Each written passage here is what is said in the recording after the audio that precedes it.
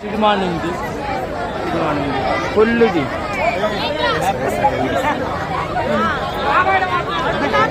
అక్క ఏది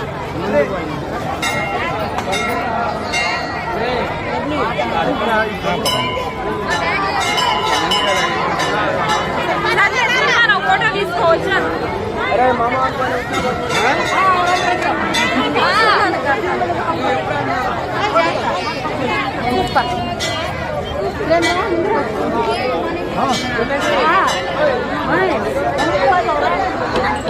ఏమంటారు ఇప్పుడు దాన్ని? అండి మా చెల్లి వాళ్ళ ఊర్లో తెల్లారైతే వచ్చాము. మీరు కూడా చూడండి.